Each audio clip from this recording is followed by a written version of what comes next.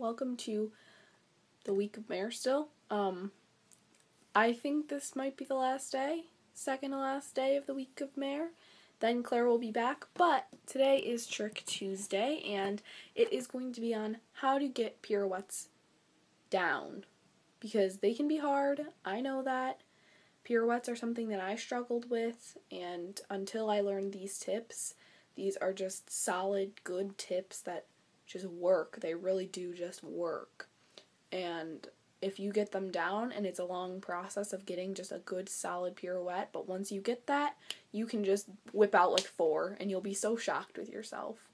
So, I hope you guys enjoyed this video, and keep watching if you want to know how to get solid pirouettes. So the first thing you want to do is find a surface that is about the height that would be comfortable for you as for a bar. So then you're going to want to put your feet, you're going to want to put your legs in 5th position, a ballet 5th, which is the most used position, but if you wanted to, you could also go into 1st. It's personal preference, but I recommend 5th because that's probably what you're going to be using the most. I mean, logically, it's probably going to be the most used.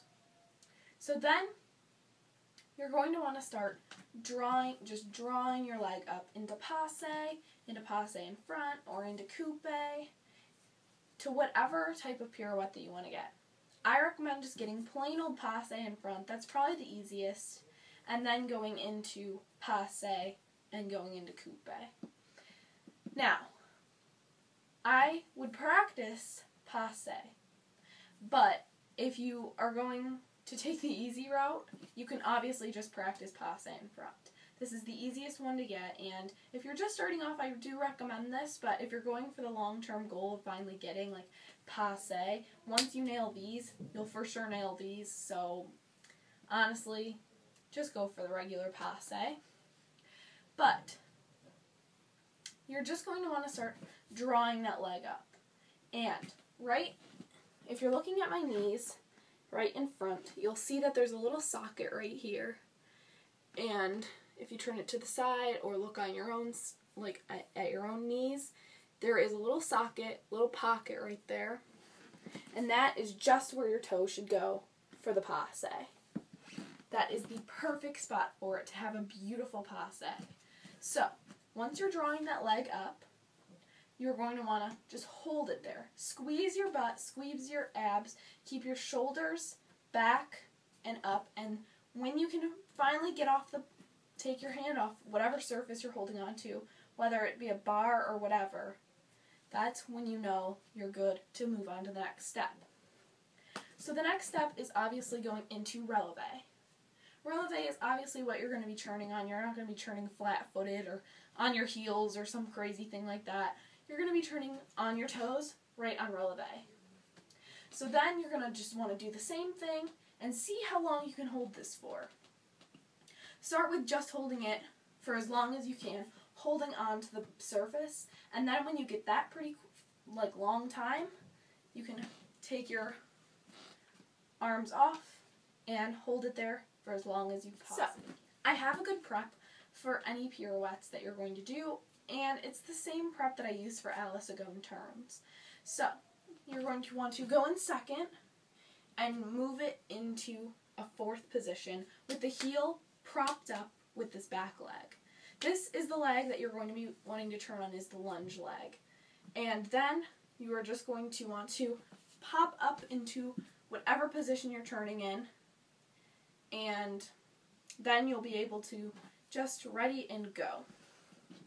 It's a good prep because it helps you pop off that leg and get the spring start that you need for a good pirouette sequence. So the last thing I want to be talking to you guys about on getting pirouettes is spotting. This is going to help you with any turn you will ever do in dance. And if you don't spot, you're probably never going to get turns. At least more than 1 or 2. So, spotting is number 1 key to turning. Like I said, if you don't spot, you're never going to get turns. So, a good exercise on how to spot is keeping your eye on something across the wall. you want to be spotting whatever direction you're going. So if you're doing chenets this way, you want to spot that wall. If you're doing them this way, spot that wall. If you're doing them to the back, spot the back wall. And if you're doing them to the front, obviously spot the front wall. So you want to, this exercise is going to have your arms placed here. Make sure your elbows aren't drooping. Make sure they're just up and nice.